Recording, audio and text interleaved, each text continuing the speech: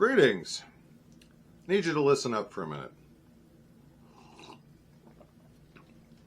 So just over, or just under a year ago rather, I had the opportunity to attend Bonwicke's in Elvern Hills, Two Artisans, Two Bards event. And at that event, they chose their champion bard. Now I want to tell you a little bit about why I'm holding this sword, because this story is very precious to me. At the competition, which was run by Her Excellency Beatrix, the format was very interesting. She had brought up 4 swords and put them on a sword rack. And you, as a competitor, were expected to do some performance that incorporated or reflected or somehow used one of these swords. And I walked up there, and I had someone ask me about this later. I walked up there and I didn't do one story about one sword. I picked up each sword individually, one at a time, and told a historical piece reflective of someone or some event that took place around a sword of that style. One of which was the story of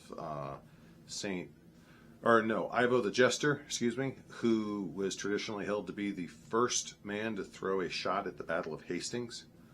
One of which was the story of the Duke who led the charge to free Vienna when I think it was the 7,000 winged hussars led 100,000 horse cavalry charge down to sweep away the Ottomans and lift the siege of Vienna. One was the Count, and it's a cavalryman's sword, late period saber, and I talked about Count Vlad Tepes, which today we know is the source or inspiration of the stories of Count Dracula, and I talked about his life and how he fought with that sword.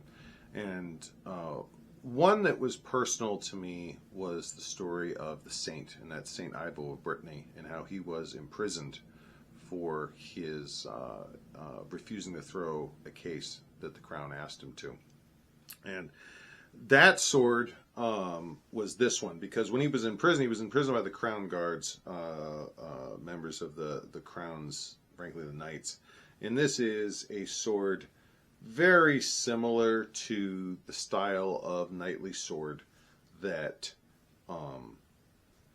that would have been used to escort him to his prison cell. And after the competition, I was given the opportunity to pick one of the swords to take home, and I chose this one. And it's a beautiful piece. It's a wall hanger, and there's no real edge to it. I'm in no danger holding it, but it's a beautiful piece, and it reminds me of the magic of that moment. Now, has the Bardic champion,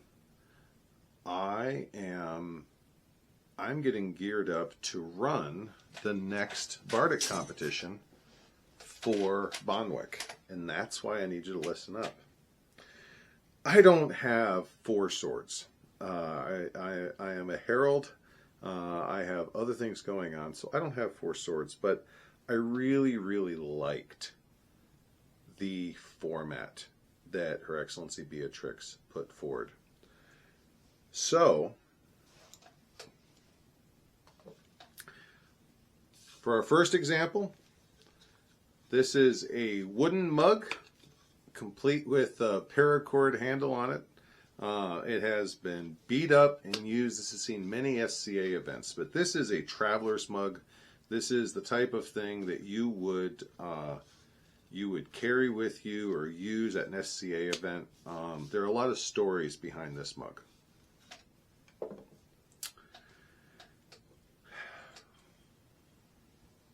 This right here This is a chalice style mug. Very, very period for perhaps early period Saxon or Norman. This is the type of thing that you would expect to see at a formal setting for a noble or even a royal in anywhere probably from the fall of the Roman Empire up through the 300s or 400s. Now this one, this is of course more of a goblet style, and this is a kind of a later period mug that you would see possibly in the Mediterranean. And for those of you who are keen-eyed and might have been watching my channel for a bit, you'll recognize this. This is the mug that I started the channel off with. And the primary reason why I don't use it today is that my cat decided that this mug had seen its full use and lopped it off my desk and cracked it. So, and I managed to glue it together, and I have tested it. It will still hold fluid. But this mug, on top of being historical, on top there are examples of these type of mugs in history, has its own stories with it, starting with the first almost year of my videos here. At the next Bonwicke event, I am going to host a bardic competition, and you're going to see those 3 mugs laid out. And I will be one of the people judging, and you will be asked to perform, whether it's story, song, or poem, or whatever you want to do. But you'll be asked to perform something that incorporates or reflects or acknowledges 1 or 2 or all 3 of those drinking vessels, because they are very different. They are from different points of history. They each have their own different history, and they each have their own stories behind them. And if you want to represent the amazing barony of Bonwicke, whose banner is behind me, who have welcomed me in, has a long lost son, who have been wonderful hosts and great friends to me.